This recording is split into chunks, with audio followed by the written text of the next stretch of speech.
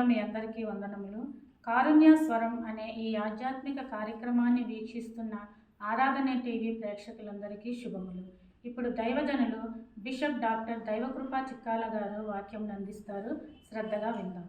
యేసుక్రీస్తు నామంలో కారుణ్య స్వరం కార్యక్రమాన్ని వీక్షిస్తున్నటువంటి వీక్షకులకు అందరికీ కూడా దేవుని దాసుడిగా శుభాలు తెలియచేస్తా ఉన్నాను. దేవుడు మిమ్మల్ని ఆశీర్వదించి ఆయురారోగ్యాలు కలుగు చేయాలని దేవుని దాసుడిగా ప్రార్థన చేస్తూ ఉన్నాను. మరి ఒకసారి ఈ కార్యక్రమానికి మిమ్మల్ని ఆహ్వానిస్తూ ఉన్నాను. ఈనాటి వాక్య ధ్యానాంశం యోహాను సువార్త 1వ అధ్యాయము 1వ వచనాన్ని నేను చదువుతూ ఉన్నాను. శ్రద్ధగా చిత్తగించండి.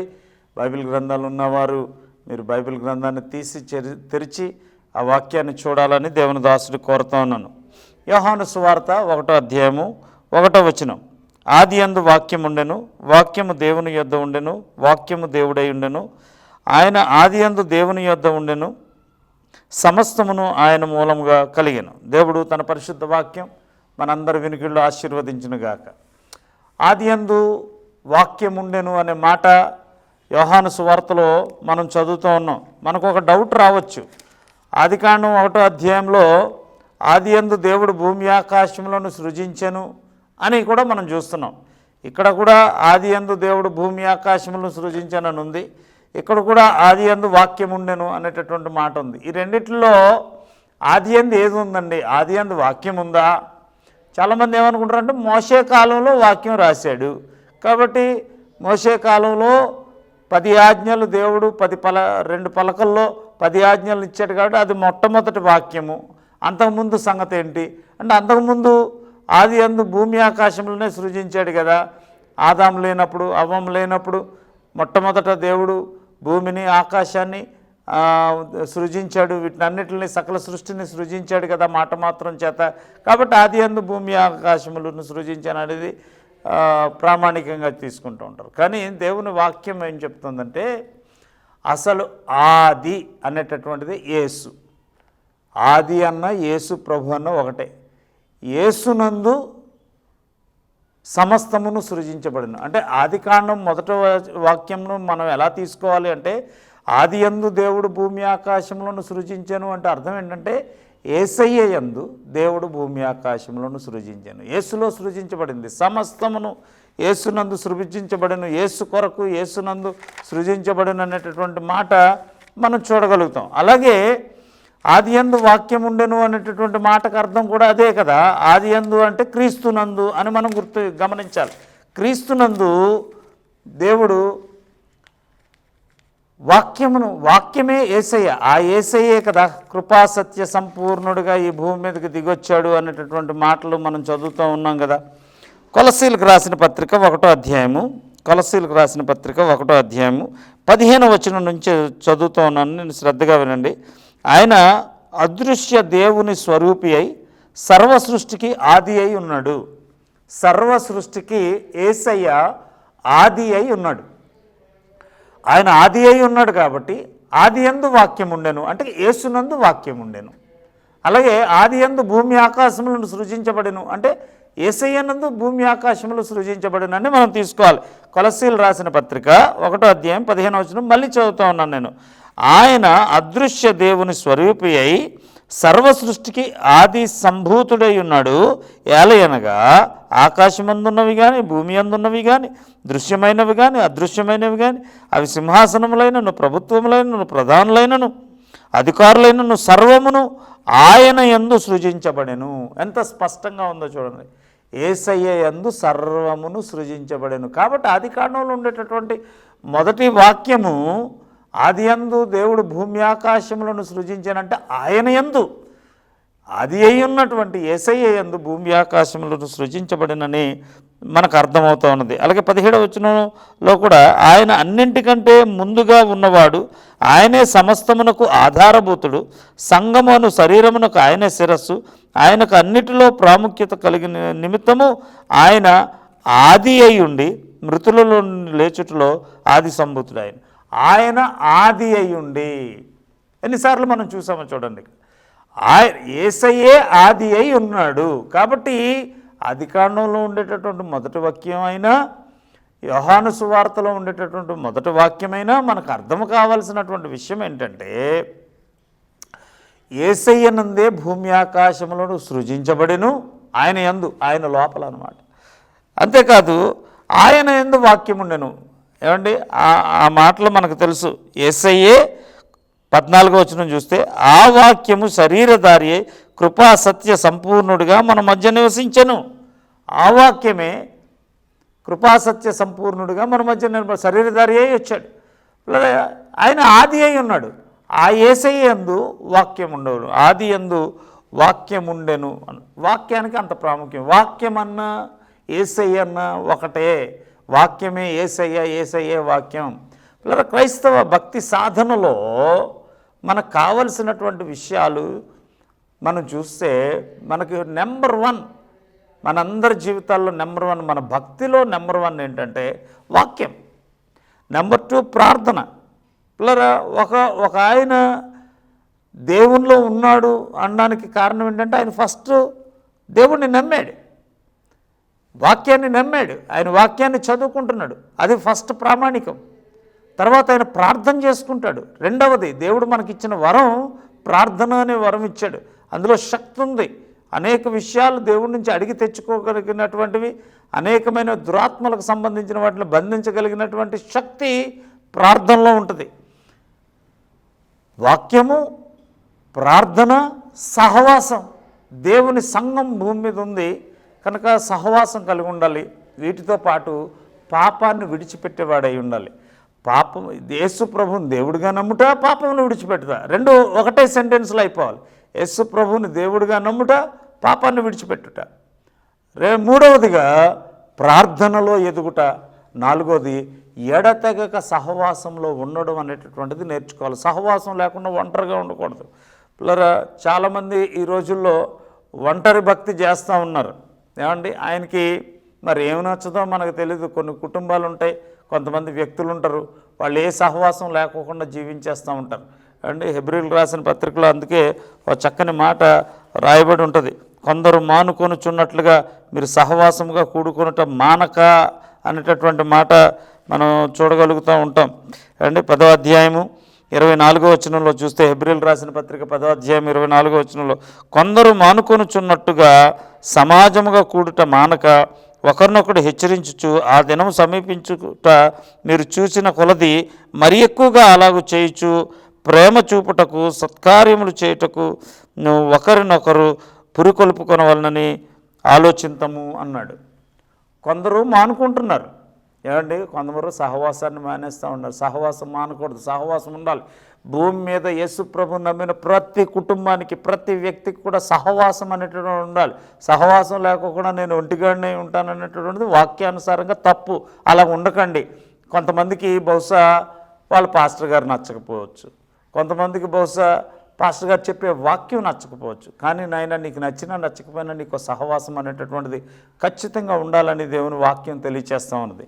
నాకు అత్యంత ప్రియమైన వర్లరా, బైబిల్ గ్రంథంలో మన భక్తిని బట్టి, మనకు కనిపిస్తున్నటువంటి వాక్యాలను బట్టి మనం గుర్తుంచుకోవాల్సిన విషయం ఏంటంటే, మొట్టమొదట వాక్యం ఉండాలి. వాక్యమే దేవుడై ఉన్నాడు కాబట్టి వాక్యం ఉండాలి. మనకి వాక్యం చదువుకుంటూ ఉండాలి, ప్రతిరోజు చదవాలి. ఉదయం, మధ్యాహ్నం, సాయంత్రం చదువుకుంటూ ఉండాలి.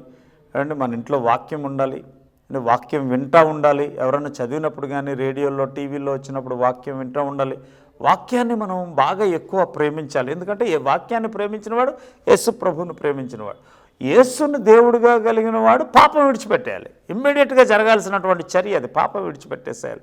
మూడవదిగా ప్రార్థనా జీవితం కలిగి ఉండాలి. నాలుగవదిగా సహవాసం కలిగి ఉండాలి. సహవాసం లేకుండా ఉండొద్దు అని దేవుని దాసుడిగా నేను తెలియచేస్తూ ఉన్నాను. నాకు అత్యంత ప్రియమైన వర్లరా, సామెతల గ్రంథంలో ఒక చక్కని మాట మీకు చూపించాలని నేను ఆశపడుతూ ఉన్నాను.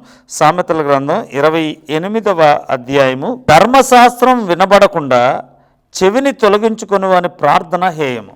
ఇక్కడ ఒక అద్భుతమైనటువంటి మాట మనం చూస్తూ ఉన్నాం.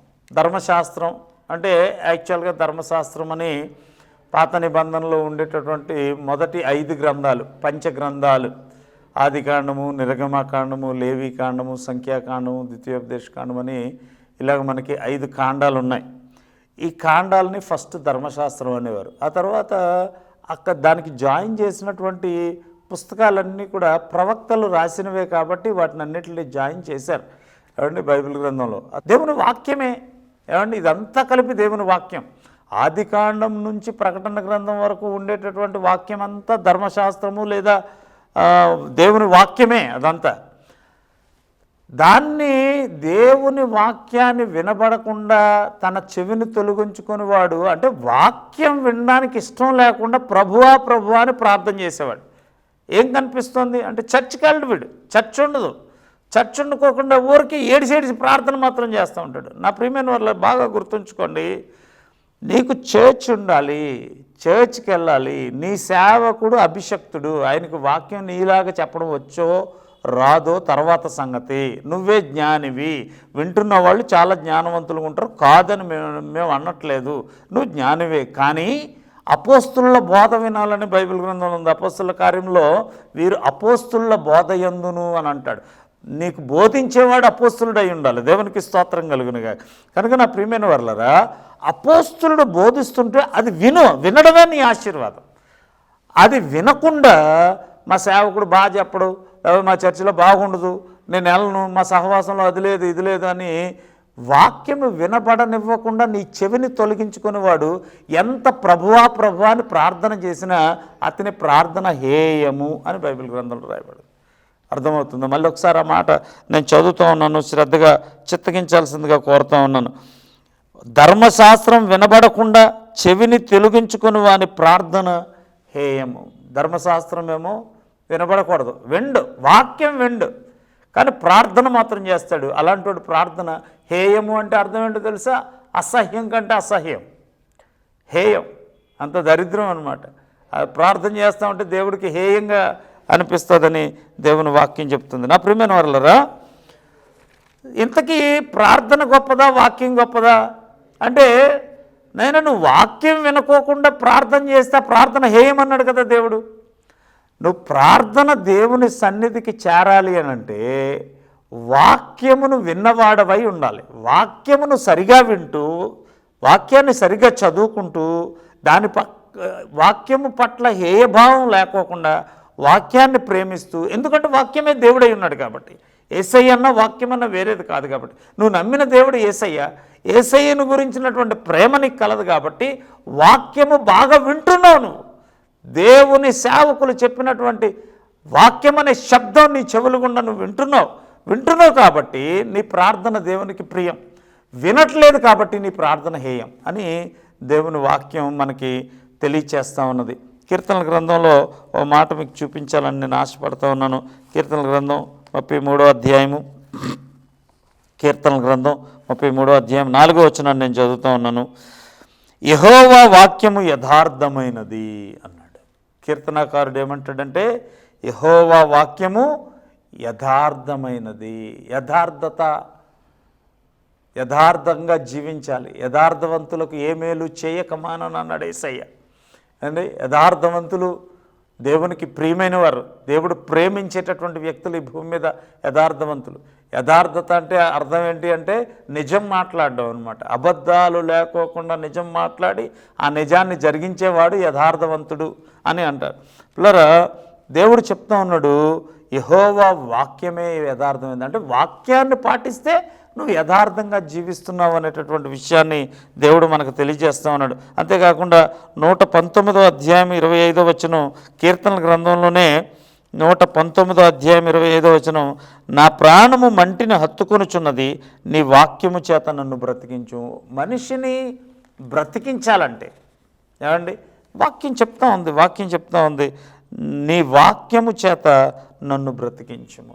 వాక్యం అనే మన్నా భుజించటం ద్వారా పరలోకం అనే బ్రతుకు మనకు కలుగుతుంది. వాక్యము ద్వారా పరలోకానికి మన బ్రతుకుని మనం సాధించుకోగలుగుతా ఉన్నాం. మనం బ్రతకడానికి వాక్యం కావాలని దేవుని వాక్యం తెలియచేస్తుంది. అలాగే 119లోనే 50వ వచనం నేను చదువుతా ఉన్నాను, శ్రద్ధగా వినండి. 50వ వచనంలో, నీ వాక్యము నన్ను బ్రతికించి ఉన్నది, నా బాధలో ఇది నాకు నెమ్మది కలిగిస్తుంది. వాక్యం గురించి ఎన్నైనా మధురమైన మాటలు చదువుకోవచ్చు మనం. కీర్తనాకారుడు వాక్యాన్ని గురించి చాలా చాలా చాలా రాశాడు. పిల్లరా నీ వాక్యము నన్ను బ్రతికించుచున్నది అన్నాడు దావీదు. ఏమండి, మనం తిండి లేకపోతే చచ్చిపోతామంటాం మనం, కానీ దావీదు వాక్యం లేకపోతే చచ్చిపోతాను అన్నాడు. మనం భక్తి జీవితంలో అలాగే జీవించాలి. వాక్యం లేకపోతే నేను చచ్చిపోతాను. అంత వాక్యాన్ని గురించి తెలియచేయబడింది. కారణం ఏంటంటే వాక్యమే దేవుడే. మన మూలవాక్యం ఏంటంటే ఆది యందు వాక్యం ఉండెను అంటే యేసులో వాక్యం ఉన్నది. యేసయ్యే వాక్యమై ఉన్నాడు. ఆయన శరీరధారిగా కృపాసత్య సంపూర్ణుడిగా ఆ వాక్యమే మన మధ్యలో శరీరధారిగా వచ్చాడని దేవుని వాక్యం చెప్తోంది. కాబట్టి ఆ వాక్యాన్ని మనం పఠిస్తూ ఉండాలి, ఆ వాక్యాన్ని వింటూ ఉండాలి, రోజు చదువుకోవాలి, వింటూ ఉండాలని దేవుని దాసుడిగా నేను తెలియజేస్తూ ఉన్నాను. 1వ పేతురు పత్రికలో కూడా ఒక మాట మీకు చూపించాలని నేను ఆశపడుతూ ఉన్నాను.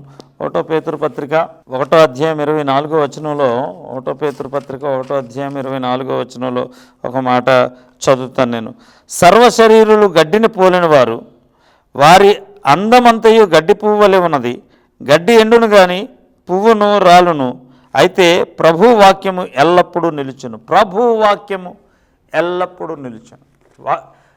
ఏదైనా రాలిపోద్దేమో కానీ చూడండి, మనుషులు చనిపోతారు ఏమండి, భూమి అంతమైపోద్ది, కానీ దేవుని వాక్యం మాత్రం నిత్యము నిలుచును అని మనం తెలియచేస్తూ ఉన్నది, వాక్యం తెలియచేస్తూ ఉన్నది. నా ప్రియమైన వర్లరా, దేవుని వాక్యం అంత ప్రాముఖ్యమైనది గనుకనే ద్వితీయోపదేశ కాండంలో కూడా ఒక మాట ఆయన తెలియచేస్తూ ఉన్నాడు. ద్వితీయోపదేశ కాండము 11వ అధ్యాయంలో ఒక మాట చూపించాలని నేను ఆశపడుతూ ఉన్నాను. 11వ అధ్యాయము ద్వితీయోపదేశ కాండం 18వ వచనం నుంచి నేనే చదువుతాను, శ్రద్ధగా వినండి. కాబట్టి మీరు ఈ నా మాటలను మీ హృదయములోను మీ మనస్సులోను ఉంచుకొని వాటిని మీ చేతి మీద సూచికలుగా కట్టుకొనవలను.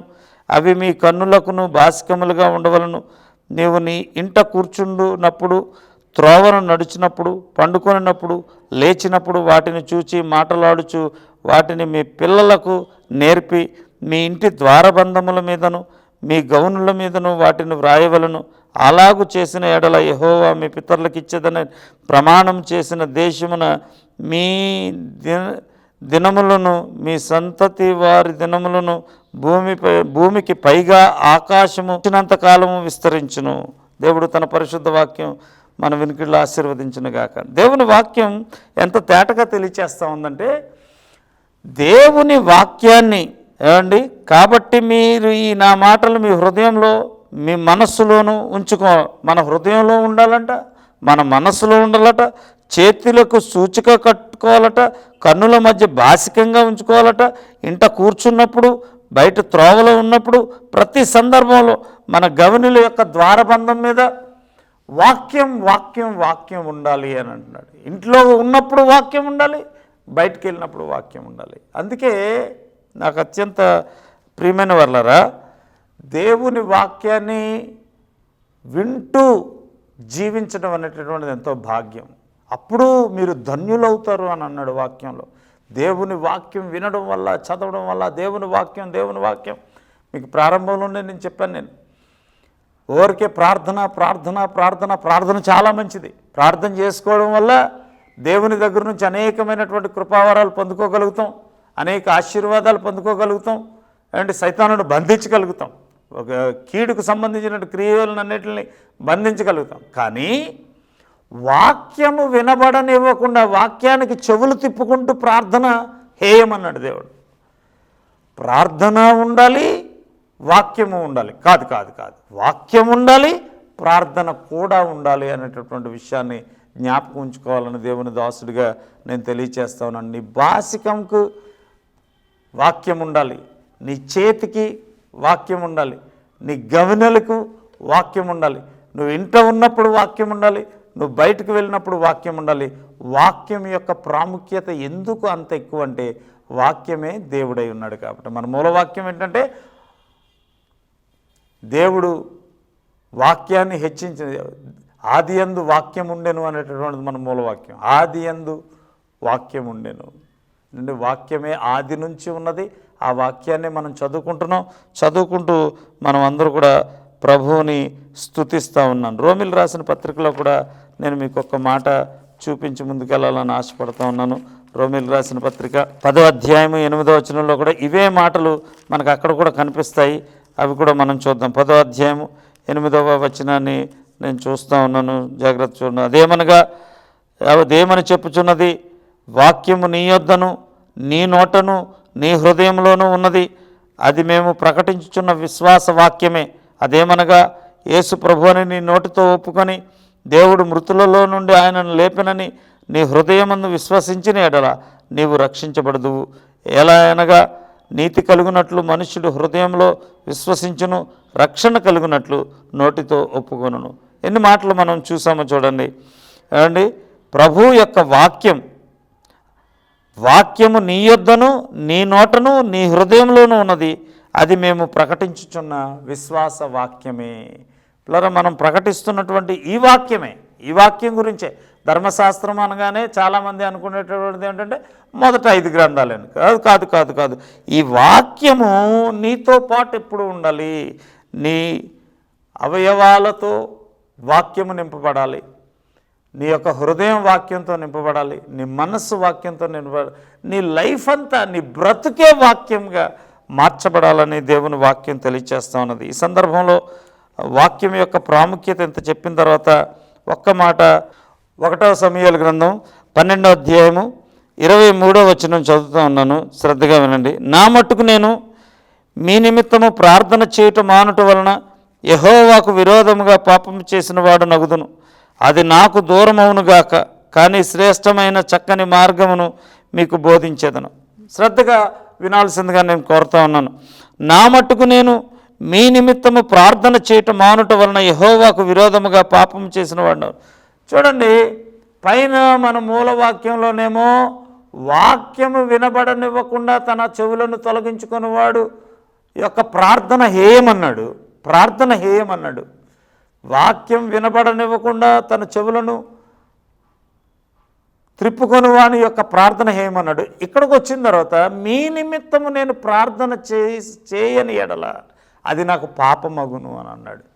మీ నిమిత్తము విజ్ఞాపన ప్రార్థన చేయకపోతే అది నాకు పాపం అని సమూయేలు 1వ సమూయేలు గ్రంథం 12వ అధ్యాయం 23వ వచనంలో చూస్తాను. చూడండి, ఇక్కడ గమనించండి. అందరి కోసం ప్రార్థన చేయడం మానేస్తే అది పాపం అవుతుందట. వాక్యం వినుకోకుండా ప్రార్థన చేసుకుంటే అది హేయం అవుతుందట. వాక్యం వినుకోకుండా ప్రార్థన ఏమో హేయము, అందరి గురించి ప్రార్థన చేయడం మానేస్తేనేమో పాపము. కనుక ఏం చెయ్యాలి అని అడిగితే వాక్యము చదువుకోవాలి, ప్రార్థన చేయాలి అని 2 మనకి నిక్కచ్చిగా తెలియజేసాడు. అందుకే దేవుని దాసుడిగా నేను తెలియచేస్తున్న విషయం ఏంటంటే నిత్యము నీకు ప్రార్థన ఉండాలి, వాక్యం ఉండాలి, సహవాసం ఉండాలి, పాపాన్ని విడిచిపెట్టి భక్తిపూర్ణంగా జీవించటం అనేటటువంటిది నేర్చుకోవాలని దేవుని దాసుడు తెలియజేస్తాను. పొద్దున్నలే లేచిన వెంటనే ప్రార్థన చేసుకో. కళ్ళు తెరవకముందే మోకరించు, ప్రార్థన చేసుకో. ప్రార్థన చేసుకొని తర్వాత స్నానం చేయి. అన్ని నేచురల్ కాల్స్ అన్నీ అయిపోయిన తర్వాత స్నానం చేయి. స్నానం చేసి వచ్చిన తర్వాత వాక్యం చదువుకో. చక్కగా కూర్చొని 1 అధ్యాయము 2 అధ్యాయాలు 3 అధ్యాయాలు నీ ఓపిక నీ ఖాళీని బట్టి నువ్వు ఆఫీస్కి వెళ్ళేవాడివైనా, వ్యాపారానికి వెళ్ళేవాడివైనా, కాలేజీకి వెళ్ళేవాడివైనా, చదువుకునేవాడైనా, పెద్దవాడివైనా, ముసలివాడైనా, ఎవరైనా సరే ఏమండి 1 అధ్యాయము 2 అధ్యాయాలు 3 అధ్యాయాలు నీకు ఎంత సాధ్యమైతే అంత వాక్యం చదువుకో. గట్టిగా వాక్యం చదువుకో. నువ్వు చదువుతున్న వాక్యం నీకే వినబడేటట్లుగా చక్కగా వాక్యాన్ని చదువుకున్న తర్వాత చిన్న ప్రార్థన చేసుకో. ప్రార్థన ఉండాలి, వాక్యం ఉండాలని నేను తెలియచేస్తా ఉన్నాను. ఎలాగా టిఫిన్ చేసేటప్పుడు ప్రార్థన చేసుకుంటావు, మధ్యాహ్నం భోజనం చేసేటప్పుడు ప్రార్థన చేసుకుంటావు, ఈవినింగ్ స్నాక్ అప్పుడు ప్రార్థన చేసుకుంటావు, రాత్రి భోజనం అప్పుడు ప్రార్థన చేసుకుంటావు. ఇలాగా నీకు అలవాటు, క్రైస్తవ జీవితంలో అలవాటు అయినటువంటి ప్రార్థనలే కాబట్టి ఆ ప్రార్థనలో అంతో ఇంతో చేసుకుంటూ ముందుకు వెళ్తావు. ప్రతి రాత్రి కుటుంబ ఆరాధన ఉండాలి. ఎందుకు ఉండాలి కుటుంబ ఆరాధన అంటే, నాకు అత్యంత ప్రియమైన వాళ్ళరా, కుటుంబ ఆరాధన ఎప్పుడైతే ఉంటుందో ఆ కుటుంబ ఆరాధనలో ఒకరు వాక్యం చదవచ్చు, ఒకరు ప్రార్థన చేయొచ్చు, లేదా ఒకరు వాక్యం చదవచ్చు, మిగతా వాళ్ళందరూ ప్రార్థన చేయొచ్చు. కుటుంబంలో ఎంతమంది, ఒకవేళ మీరు 3 ఉంటున్నారా, 4 ఉంటున్నారా, 5 ఉంటున్నారా, భర్త, భార్య, పిల్లలు ఉంటున్నారు కాబట్టి చక్కగా ఒక ఆయన పిల్లల చేత పాట పాడించి, పిల్లలందరినీ కూర్చోబెట్టి వాళ్ళ చేత ఒక పాట పాడించి, ఏమండి, భార్య వాక్యం చదివి, భర్త ప్రార్థన చేసి, ఒక పిల్లోడు కూడా ప్రార్థన చేయగలిగితే 3 కవర్ అయిపోతాయి. ఒక పక్క దేవుని స్తుతించినట్టుగా పాట అయిపోతుంది, వాక్యం చదువుతారు, చక్కగా ప్రార్థన చేస్తారు. దేవుని వాక్యం ఏం చెప్తుందంటే, ప్రార్థన చేయకపోతే పాపం అవుతుంది, మీ నిమిత్తం విజ్ఞాపన ప్రార్థన చేయకపోతే పాపం అవుతుంది అంటున్నాడు. వాక్యం వినబడనివ్వకుండా నువ్వు ఎంత ప్రభువా అని ప్రార్థన చేసినా ప్రార్థన హేయమంటున్నాడు. కాబట్టి ఏముండాలి? వాక్యము ఉండాలా, ప్రార్థన ఉండాలి. కాబట్టి కుటుంబ ఆరాధనలో ఏం దొరుకుతుంది? వాక్యము చదువుతాం, ప్రార్థన చేసుకుంటాం. అట్లాగా భక్తి పారవస్యంలో ప్రతి కుటుంబం, క్రైస్తవ కుటుంబం కూడా వాక్యం చదువుట్లోనూ ప్రార్థన చేస్తులోనూ ఎడతెగక ఉండాలని దేవుని దాసుడిగా నేను తెలియజేస్తా ఉన్నాను. ఇటు రీతిగా కొనసాగుతున్నటువంటి కుటుంబంలో పాపం ఉండకూడదు, పిల్లల గర్వం ఉండకూడదు, అతిశయం ఉండకూడదు, వాదనలు ఉండకూడదు, వ్యాజ్యాలు ఉండకూడదు, ఏమంటే కలహాలు ఉండకూడదు. అటుదేది లేకోకుండా, పాపం అనేటటువంటిది లేకోకుండా ప్రేమ కలిగి జీవించాలి. భార్య పట్ల భర్తకు, భర్త పట్ల భార్యకు, తల్లిదండ్రులు ఇద్దరి పట్ల పిల్లలకు, పిల్లల పట్ల తల్లిదండ్రులకు మిక్కటమైన ప్రేమ ఉండాలి. వీళ్ళందరికీ కలిపి యేసయ్య ప్రేమగా ఉండాలి. యేసయ్యను ప్రేమించేటటువంటి కుటుంబంలో గొప్ప ప్రేమ ఖచ్చితంగా ఉంటుంది. ఆ ప్రేమను, అనురాగాన్ని చక్కగా గడపండి. భార్యతో భర్త, భర్తతో భార్య. బాగా గుర్తుంచుకోవాల్సినటువంటి విషయం ఏంటంటే, ప్రతి భర్త నేను ఈ మాట అంటే నా భార్య గాయపడుతుందేమో, ప్రతి భార్య నేను ఈ మాట అంటే నా భర్త గాయపడతాడేమో, దీనివల్ల మా ఇద్దరి మధ్య మిస్అండర్స్టాండింగ్స్ వస్తాయేమో అని చాలా జాగ్రత్తగా ఆలోచించి ఏదైనా మాట మాట్లాడడానికి, భార్య భర్తతో కానీ, భర్త భార్యతో కానీ ఒక మాట మాట్లాడడానికి ఎంతగానో ఆలోచించి ఆచితూచి, వీలైతే ఈ మాట అంటే సంతోషిస్తుంది నా స్పౌజ్, ఈ మాట అంటే నా భర్త సంతోషిస్తాడన్న సంతోషదాయకమైనటువంటి మాటలు మాట్లాడుకుంటే ఎంతో శ్రేయస్కరం, ఎంతో మేలుకరంగా ఉంటుంది. ఆ కుటుంబం పచ్చదనం కలిగి చక్కగా ఫలాలు ఇచ్చేటటువంటి కుటుంబంగా ఎదుగుతుంది. వాళ్ళ బిడ్డలు బాగా చదువుకుంటారు, ప్రయోజకులు అవుతారు, ఉన్నతమైనటువంటి స్థితిలోకి వస్తారు. ఆ కుటుంబం ఎప్పుడు కూడా శాంతి సమాధానాలతో ఉంటుంది. వాళ్ళకి ఆయుష్ పెరుగుతుంది. దేవుడు గొప్ప దీవెనలు ఆ కుటుంబానికి కలుగు చేస్తాడు. కనుక పిల్లరా, మీ కుటుంబాల్లో ఎప్పుడు కూడా వాక్యం ఉండాలి, ప్రార్థన ఉండాలి, అండ్ కుటుంబ ప్రార్థనలు ఉండాలి, ఏమంటే ఉదయకాల ప్రార్థనలు ఉండాలి, సాయంత్రం ప్రార్థనలు ఉండాలి. వాక్యం ఎక్కువ వినండి. ఈ రోజుల్లో టీవీల్లో కూడా వాక్యం వస్తుంది, అనేక మాధ్యమాల ద్వారా, మొబైల్లో ద్వారా కూడా వాక్యం వస్తుంది. ఆ వాక్యం ఎక్కువగా వింటూ ఉండండి. వాక్యం వినేవాడు కూడా ధన్యుడని బైబిల్ గ్రంథంలో ఉంది. కాబట్టి వాక్యం వినండి, ప్రార్థన చేసుకోండి, ఎడతెగక సహవాసం కలిగి ఉండండి. సహవాసాన్ని మానొద్దు. ఖచ్చితంగా నీకు ఒక సహవాసం అనేటటువంటిది ఉండాలి. అదే సందర్భంలో మీ సేవకుని ప్రేమించడం అనేటటువంటి నేర్చుకోండి. మీ కుటుంబం సస్యశ్యామలంగా ఉంటుంది, పచ్చగా ఉంటుంది, ఫలించే జీవితం కలిగి ఉంటారు. కనుక దేవుడి మాటల ద్వారా మీ కుటుంబాలని దీవించి ఆశీర్వదించి మేలుతో నింపునుగాక. ఆమేన్, ఆమేన్, ఆమేన్. చిన్న మాట ప్రార్థన చేస్తాను. దయచేసి తలల వంచి కన్నులు మూసుకోవాల్సిందిగా కోరుతా ఉన్నాను. ప్రేమగల మా ప్రియపరలోకపు తండ్రి, పరిశుద్ధుడైన మా యేసయ్య, నీకు స్తుతులు, వందనాలు, స్తోత్రాలు తెలియచేసుకుంటూ ఉన్నాం స్వామి. దేవా తండ్రి, ఈ మధ్యాహ్నపు వేళ దేవా తండ్రి, మా యొక్క కారుణ్య స్వరం కార్యక్రమాల ద్వారా ఆశీర్వదించబడుతున్నటువంటి మా ప్రియ బిడ్డలందరిని బట్టి నీకు స్తోత్రాలు. నిశ్చయంగా నాయన ఈ కార్యక్రమాన్ని వీక్షించిన ప్రతి వారిని కూడా పేరు పేరున మీరు దీవించి ఆశీర్వదించండి. మీ హస్తం వారికి తోడుంచండి నాయన. నీకు స్తోత్రాలు. ఆత్మీయ దీవెన, ఆర్థిక దీవెన, ఆరోగ్యపరమైన దీవెనలు కలుగు చేయండి. అనారోగ్యంగా ఉన్నవారిని ముట్టి స్వస్థపరచండి. చదువులో ఉన్న విద్యార్థులకు మంచి జ్ఞానం అనుగ్రహించండి నాయన. ఉద్యోగ ప్రయత్నాల్లో ఉన్న వారికి ఉద్యోగాలు, వివాహ ప్రయత్నాల్లో ఉన్న బిడ్డలకు వివాహాలు సకాలంలో జరగడానికి మీరు సహాయం చేయమని ప్రార్థన చేస్తూ ఉన్నాను. దేవా తండ్రి, ఈ కార్యక్రమాన్ని వీక్షిస్తున్న వారిలో ఎవరైనా అనారోగ్యంగా ఉన్నట్లయితే నజరేయుడైన యేసు నామములో వారికి స్వస్థత ప్రాప్తించును గాకని ప్రార్థన చేస్తున్నాను. నిశ్చయంగా ముట్టండి, స్వస్థపరచండి, ఆరోగ్య శక్తి బలాల దీర్ఘాయుష్ ప్రసాదించమని ఘనత, మహిమ, ప్రభావాలను ఆరోపించుకుంటూ యేసు నామములో ప్రార్థన అడిగి వేడుకుంటున్నాము తండ్రి. ఆమేన్, ఆమేన్, ఆమేన్. అందరికీ praise the lord. God bless you, bless you. ఈనాటి ఈ కార్యక్రమంను స్పాన్సర్ చేసిన వారు బ్రదర్ కె ప్రభాకర్ గారు, శ్రీమతి కె రాధ గారు అండ్ ఫ్యామిలీ. దేవుడు వారిని, వారి కుటుంబ సభ్యులను దీవించి ఆశీర్వదించును గాక.